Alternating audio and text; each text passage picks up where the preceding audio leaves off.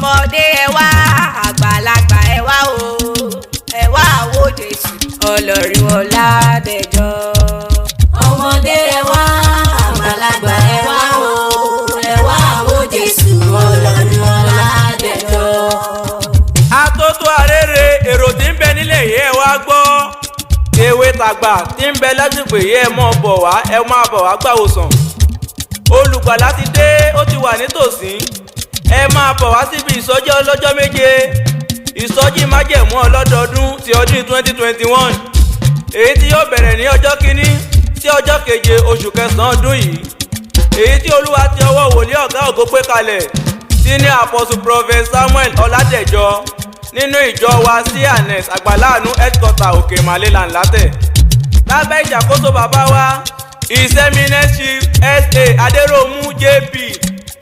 àkòrí ti ọdún yìí ni mo fẹ́ rí Jésù. yára máa bọ̀ wá rólùgbàlà yára máa bọ̀ wá rólùdáǹdè máa bọ̀ wá rí Jésù olùgbàlà rẹ.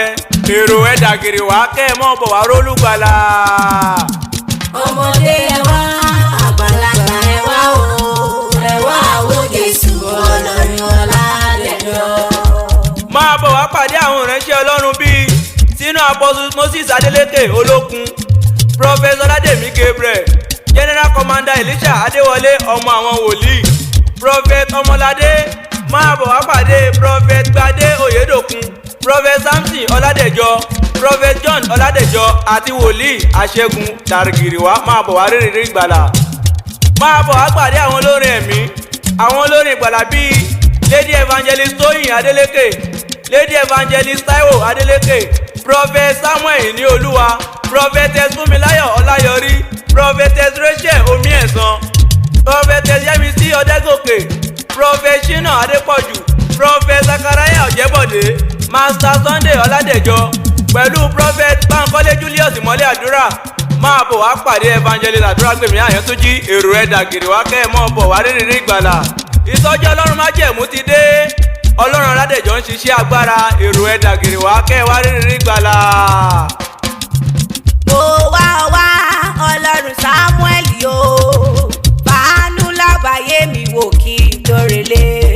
mo ké pè ọ́ lálẹ́ mo ké pè ọ́ lóru mo ké pè ọ́ ní kùtùkùtù jẹ́ n lè rí ọ.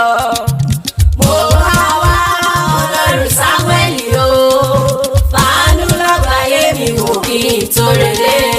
mo ké pè ọ́ lálẹ́ mo ké pè ọ́ lóru mo ké pè ọ́ ní kùtùkùtù jẹ́ n lè rí ọ.